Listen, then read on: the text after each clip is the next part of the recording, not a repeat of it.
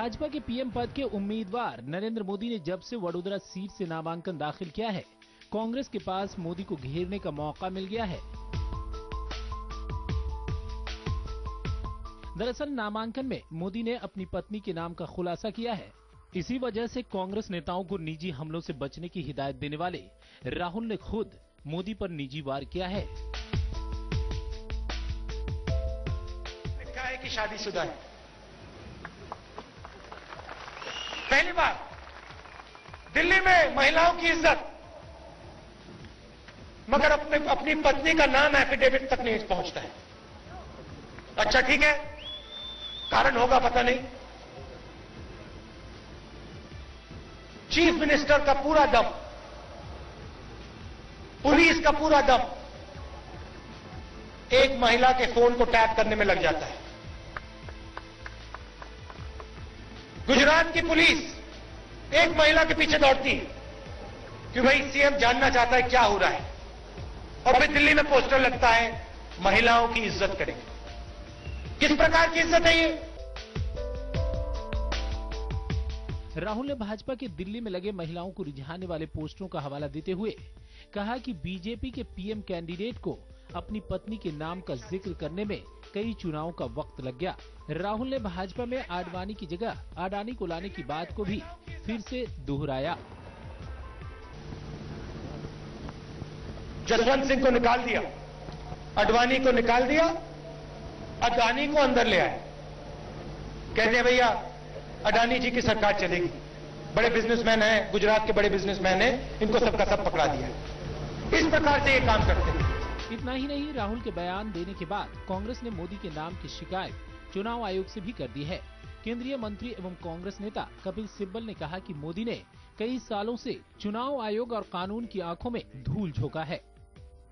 उनको अपनी पत्नी के एसेट्स भी डिस्क्लोज करने चाहिए थे और ये भी बताना चाहिए था कि वो शादीशुदा है या नहीं। 2001 में, 2002 में, 2007 में और 2012 में उन्होंने ये जानकारी इलेक्शन कमीशन को नहीं दी, जो कानूनी जिम्मेदारी है उनकी।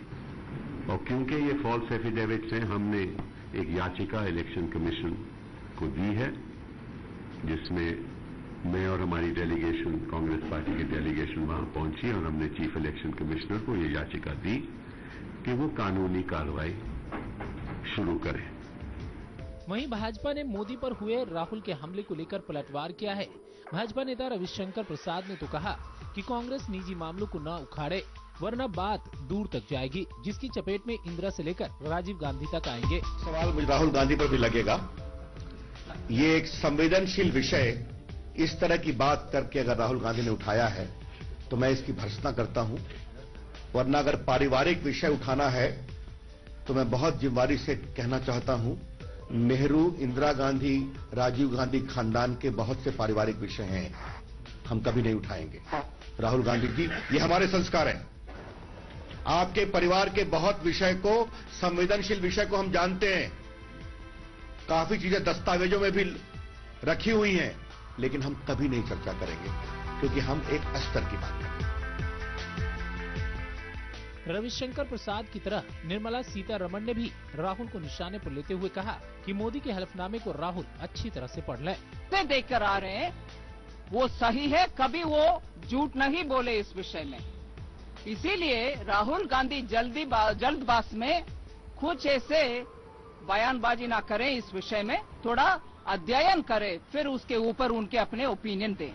हालांकि उम्मीद की जा रही थी कि मोदी भी राहुल के हमले का जवाब जरूर देंगे, पर मोदी ने सोनिया और राहुल पर हमला बोलते हुए उनसे देश के पाई के खर्च का जवाब मांगा, लेकिन राहुल के सवालों के जवाब नहीं दिए।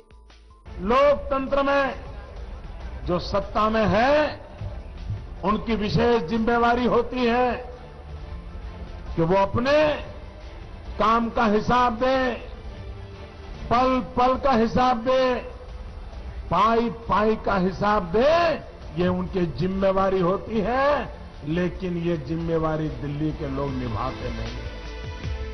बहरहाल देखना तो यह है कि विकास के मुद्दे से मोदी को घेरने वाली कांग्रेस जशोदाबेन के मुद्दे को कब तक खींचती है और भाजपा नेता इसका कैसे जवाब देते हैं।